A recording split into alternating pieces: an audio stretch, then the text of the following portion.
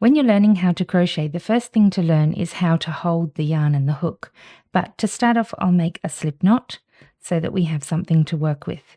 So you wrap the yarn around your fingers with the longer yarn at the top, put your hook through the gap that you've made here, hook on some yarn and pull it through that loop. Then you pull this loop closed. It's called a slip knot because when you pull the longer piece of yarn, it will close. When you pull the shorter piece of yarn, it will open. And if you pull both of them, it'll disappear. So we pull that until it's nice and tight around the crochet hook, but not too tight. So you hold the hook with your dominant hand. There are two ways to hold it, like a pencil or like a knife. Both ways are equally valid. Just do the one that works with you best. Don't have anyone telling you one way's wrong or the other way's better. It is absolutely what works for you. So I usually hold it like this because I learned when I was 4 and the pencil hold was too hard for me. Wrap the yarn around your fingers. What this is doing is it's making this piece of yarn run smoothly across your fingers. You don't want it to run across your fingers too fast or your loops will become too big. And you don't want it to get tight and tangled. It will change depending on the humidity of the day or how sweaty or dry your skin is.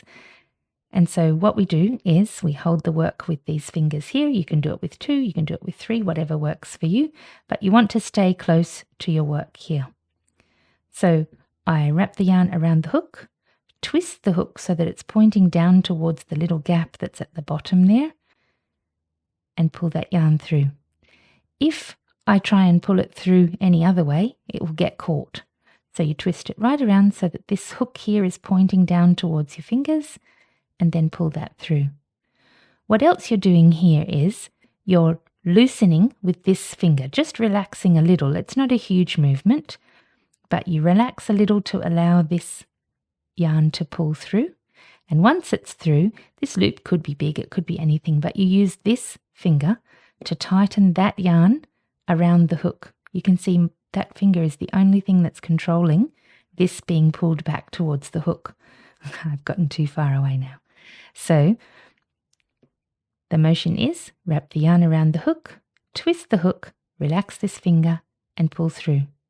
Once it's through, pull back with this finger to pull that tight around the shaft of the crochet hook and also to let some yarn slide along for the next loop.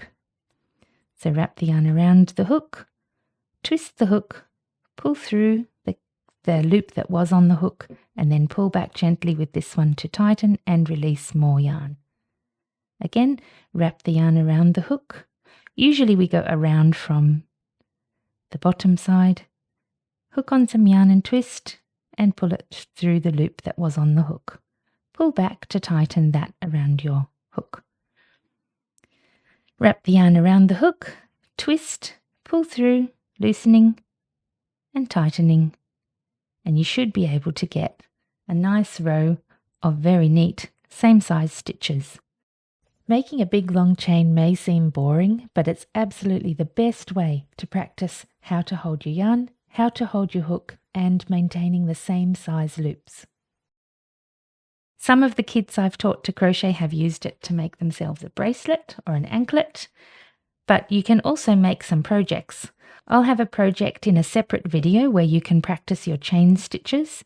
In that video, I'll teach you how to make a little soap bag that you can hang in your shower to stop your soap from becoming slimy and help it to last longer. I also teach you how to make one for a larger bar of soap so that you can learn how to increase the stitches here so you can make it as big as you like. You could even make a produce bag or a book bag or a beach bag, whatever you like. And I'll also teach you how to make a bag that you can use to carry a water bottle in. So you'll be able to make this in whatever size you like. This is much faster to crochet because the yarn I've used is much larger than the yarn in this soap bag. You can also make the chain as long as you want to. So you could make a crossbody bag. You could make it only long enough like I have to just hold it or hook it onto your backpack or your belt, whatever you want to do. This project practices a lot of chain stitches and a single crochet stitch. If you're planning to make amigurumi, this single crochet stitch is the most important stitch that you will learn.